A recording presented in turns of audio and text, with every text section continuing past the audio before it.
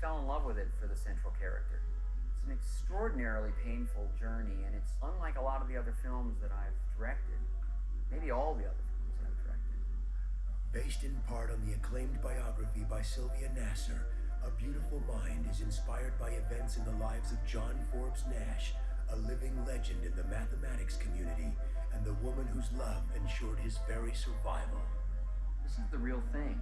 This is the kind of love that lives are built on. And in this particular case, I think a life was saved by it. Nash's theories of governing dynamics have been hailed as one of the great economic breakthroughs of the 20th century, and ultimately led to his winning the Nobel Prize for Economics in 1994. His harrowing struggle with mental illness and the incredible toll it took on his career and marriage forms the heart and soul of A Beautiful Mind. Maybe the part that knows the waking from the dream. Maybe it's here. Maybe it's here. John Nash went to Princeton during the Cold War. Very, very brilliant and extremely competitive. What if you lose? And for a genius, the bar is very, very high. He had enough confidence / arrogance to sort of pursue things his way, and he was clumsy, socially clumsy. And therefore, he was fundamentally alone. Nash was such a singular and such a valued figure in the mathematics community, in this very elite upper echelon of this very small and tight-knit community. The economics breakthrough, the bargaining equilibrium, was what finally was going to be recognized all those years later. Adam Smith needs revision. What are you talking about? We all go for the blonde. We block each other. Not a single one of us is going to get her. So then we go for her friends. But they will all give us the cold shoulder because nobody likes to be second choice. But what if no one goes for the blonde? We don't get in each other's way, and we don't insult the other girls. That's the only way we win. And talking to mathematicians, I learned they don't think in terms of numbers. They think in terms of shapes and relationships. Thank you. That sequence of the bar was sort of an interesting way for us to be able to visually understand what was going on in his mind. Today, Nash's theories influence global trade negotiations, national labor relations, and even breakthroughs in evolutionary biology. You do realize this flies in the face of 150 years of economic theory. Yes, I do, sir. John Nash's original discoveries were leading him to positions of power and influence. Then he makes the greatest discovery of his life. I'm wondering, Professor Nash, if I can ask you to dinner. Alicia Larday. Alicia, is our relationship or a long-term commitment?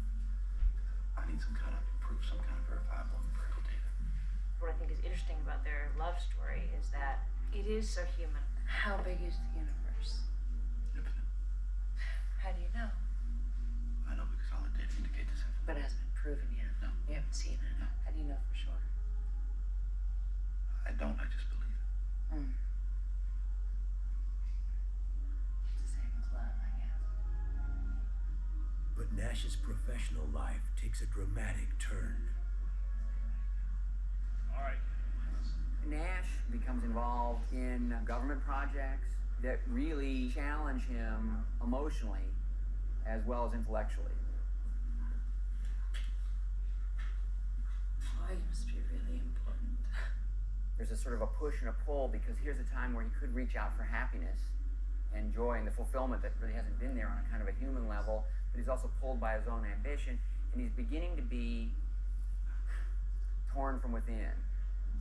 And there begins a journey into a kind of a hellish existence. Stay away from me. I'm not leaving. Stop! John! You can't reason your way out of it. Why not? Why can't I? Because your mind is where the problem is in the first place. Ultimately, there is diagnosis, a realization that he has schizophrenia. Professor Nash? Let's avoid a scene, shall we? I don't claim to understand this. It's like, I think the difficulty is like analogous to if you wake up and you were dreaming some dream. And can you really explain why you dreamed that dream? I talked to Alicia about it. I said his demise and the onset of his illness was really the course of like 2 weeks. I was so scared you weren't real. Schizophrenia is something that tends to come on people in their early 20s. With schizophrenia, it's typical you don't want to do normal things. This is a group playing touch football. This is a cluster of pigeons fighting over breadcrumbs. And this here is a woman who was chasing a man who stole her purse. John's life, the architecture of John's life, seemed a remarkable way to give people some insight into what it might feel like to have this disease. Maybe Rosen's right. Maybe I have to think about going back to the hospital again.